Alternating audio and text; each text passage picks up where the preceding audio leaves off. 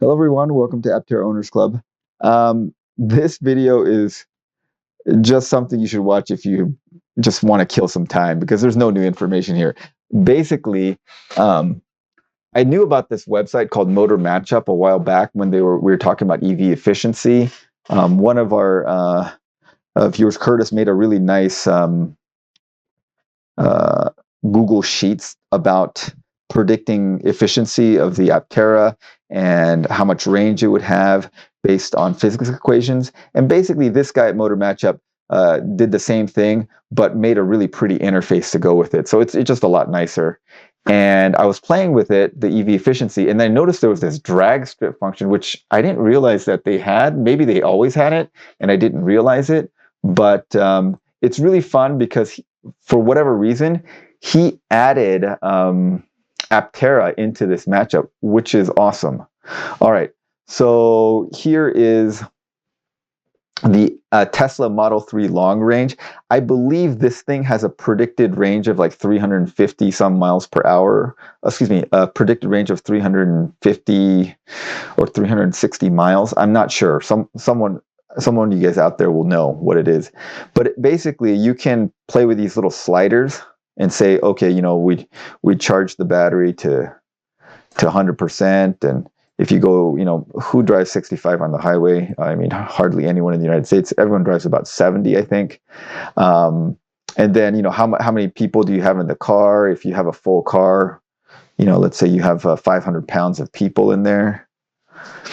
And then, you know, you're using some air conditioning or heating or something. And so if you do all that, then you know, let's say you have no headwind, temperature is this, and you'll see how much elevation actually changes because the air is thinner, so there's less air resistance, and so you'll see the range go up as you go higher in elevation. Okay, so you know, if you're at like 2,000 feet, then you're looking at 316 miles of range at 70 miles per hour. Okay, so let's look. You know, you can do the same thing with Aptera, and I encourage you guys to go to this website and kind of play with it and have fun. So let's, you know, this is the super duper long range, the 1,000. So if you have this going 70 miles per hour, then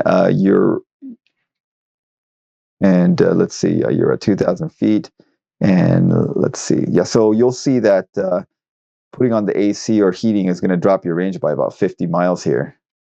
And, you know, if it's colder, you're using more, you know, it would be an even bigger drop. You might lose 100 miles of range over, you know, 12 hours or something of driving, because it's going to take you a while to drive 700 miles. But you can see how much, like if you drop the temperature, okay, let's say you drop the temperature to like 10 degrees Fahrenheit, you see how much it loses. Like at 70 miles per hour, at 70 degrees Fahrenheit, you were going 710 miles.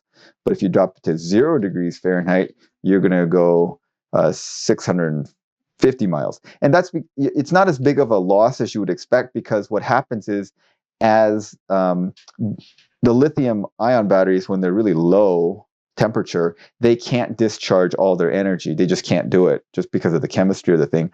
But as it discharges and as the thermal regulation system kicks in, you can warm up the battery, and then the outside temperature just doesn't matter as much once the car is going, because the battery discharge will generate some heat, and then you know, you can use the waste heat from the motors to heat up the battery above the ambient temperature. But anyways, you'll see that here's the interesting thing you'll notice. Let's make all these the same. So 70 degrees Fahrenheit, 70 miles per hour. Well, let's take the auxiliary power to minimal, 0.5 kilowatt hours, and one person driving. Okay, so you look at the efficiency. It's 120 watt hours per mile for the 100 kilowatt. But let's change it to the 25.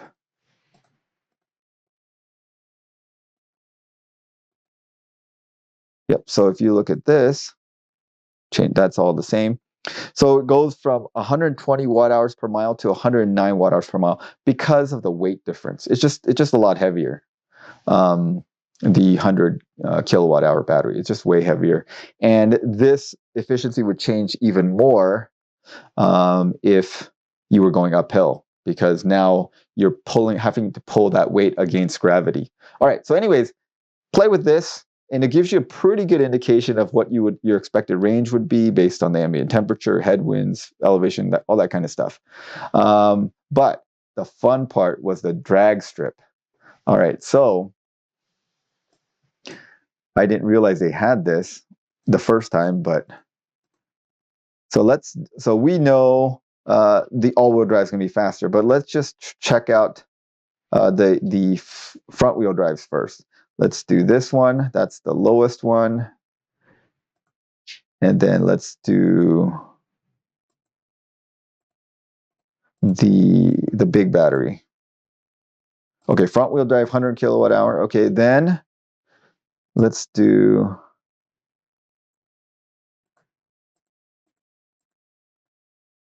the all-wheel drive, 100 kilowatt hour. Okay, so now we got in teal, we got the front-wheel drive 25. Then in, I guess that color is violet, is the 100 kilowatt hour front-wheel drive, and the red is the 100 kilowatt hour all-wheel drive. Okay, so we start the race. So we're doing quarter mile, starting from a standstill on a dry road at sea level.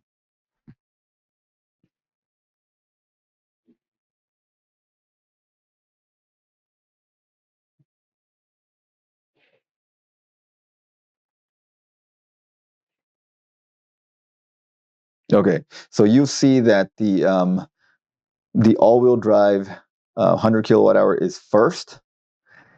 Runs the quarter mile at 12.84 seconds, which is really impressive, actually. And then followed very quickly afterward by the front-wheel drive 25 kilowatt hour. So that front-wheel drive 25 kilowatt hour they're predicting has a 0 to 60 of 4.5. Now, Aptera says their 0 to 60 is going to be 3.5 for the all-wheel drive. So that's quite good for that. And then for the 100 kilowatt hour all-wheel drive is 4.3. Okay, so let's go back. So we know, let's find out what the fastest Aptera is, which is just probably going to be the 25 kilowatt hour all-wheel drive. So we will remove this guy because he's definitely the slowest. And then let's go the all-wheel drive 25 kilowatt hour. Okay, you're going to see this is the other disadvantage of getting the 100 kilowatt hour. You're going to get left. The 25 kilowatt hour Aptera all-wheel drive is so fast.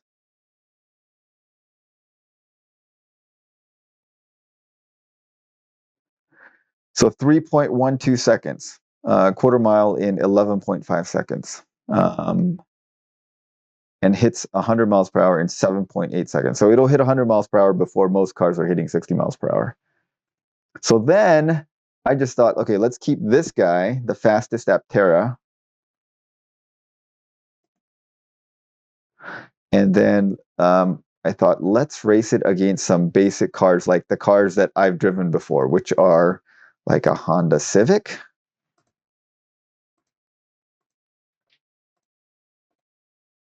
Okay, we'll do the Sport Touring.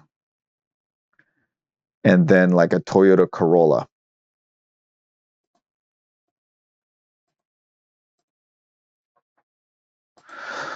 Okay, I guess I need to do the Corolla hatchback to get the newer models, because Corolla is only a hatchback now, evidently. All right.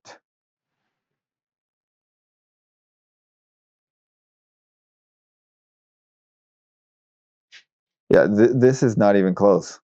This is ridiculous.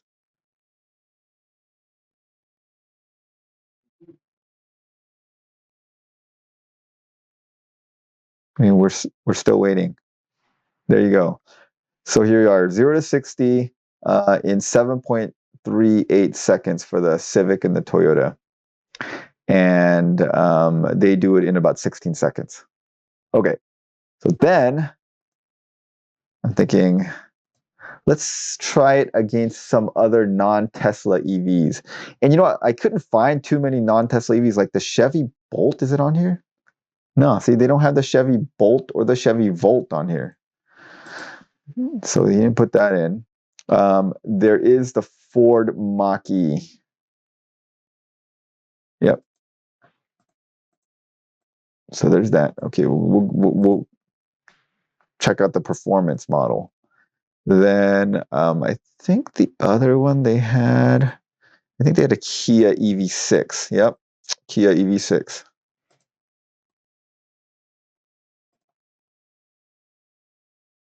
All right, what's your prediction? I still think Aptera is going to win this.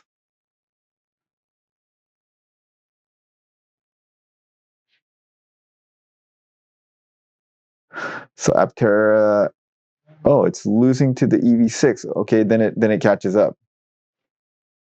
So pretty close. Actually, I didn't realize that the EV6 was better than the Mach-E. I just assumed the Mach-E would be better. But very tight race. But you know, these are expensive cars. These are I don't know what the Mach-E goes for. The Kia is like a $60,000 car. Then let's see. I'm curious how it handles against Teslas, because Teslas are really fast cars, right? So let's do the Model 3. They only have the performance, so we're gonna have to go against the fastest Model 3. And just for kicks, let's just go against the Plaid.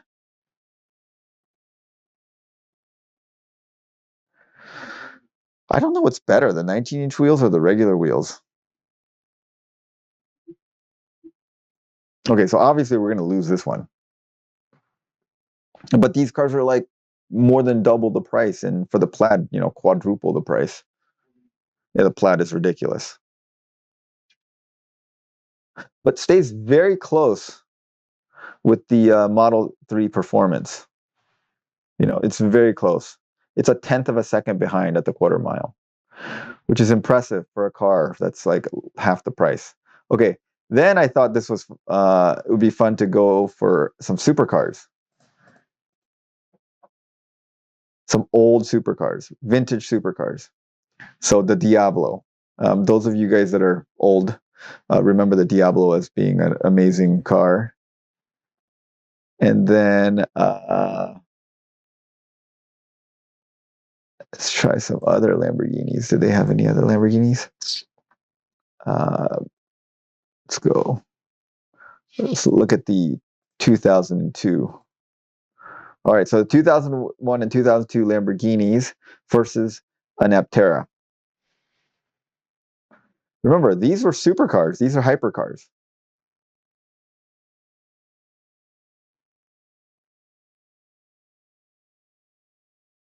So I think it's insane that we're looking at what's basically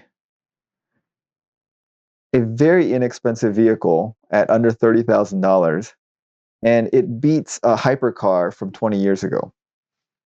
I mean, pretty handily. I think that's amazing, actually.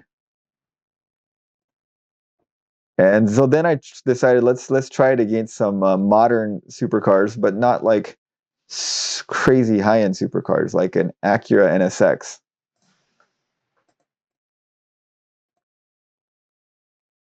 Which is an amazing car, but you know, obviously, NSXs are not made for raw power or drag racing. And then how about like a Nissan? But let's go against Godzilla, Nissan GTR,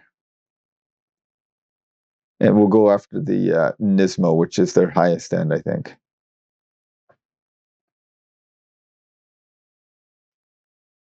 I mean, the GTR is going to win, has to.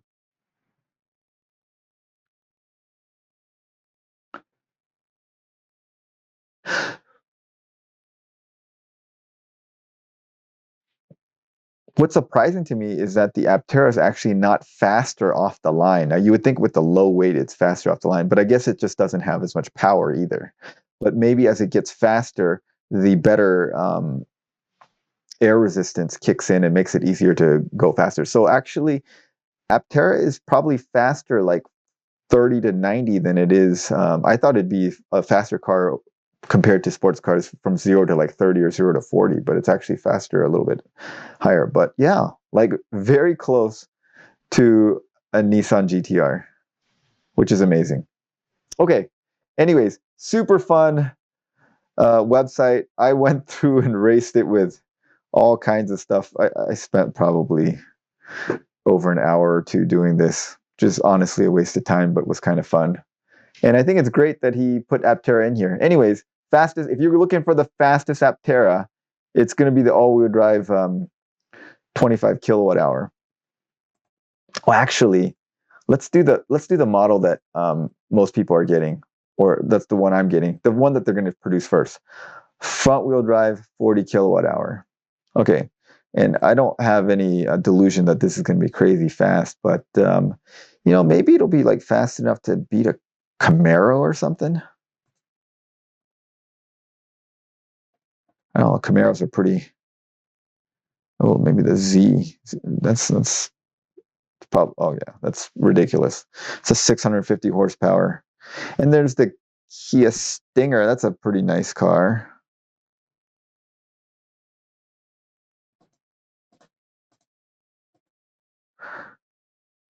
Okay, all-wheel drive. Let's do the all-wheel drive. Okay, let's see how this goes. Yeah, I'm curious what the 0 to 60 predicted on the front-wheel drive 40 kilowatt hour is going to be. Okay, so obviously we're losing. Wow, Camaro's ridiculously fast. Keeping up with the Stinger, though. Oh, beats the Stinger. Edges it out. Yeah, so this is the car that I ordered. And sub 5 seconds 0 to 60 and 13 and a half second quarter mile. You know, that is very respectable. I'm not going to be disappointed by that. But yeah, unless Aptera detunes their motors, which they might do, which I hope they don't do, but they might do it just because if they don't detune their motors on the lower batteries, then it's going to end up that the 25 kilowatt hour all-wheel drive is going to be the fastest car, and it's going to be faster than their top of the line, which is the 100 kilowatt hour, and that may not be something that they want. But I hope they don't detune the motors. You know, that's they should just get maximum performance out of it. And then if that's the case, if you want to race this thing and you just want a really quick car, get the all-wheel drive 25 kilowatt hour. It'll be the power to weight ratio on that thing will be amazingly good. Even though it doesn't have that much power, it's just so light that it'll be good. Anyways, check it out, motormatchup.com. And if you want to waste a lot of time, you can just race a bunch of vehicles virtually with it. All right. Have a great day, everyone.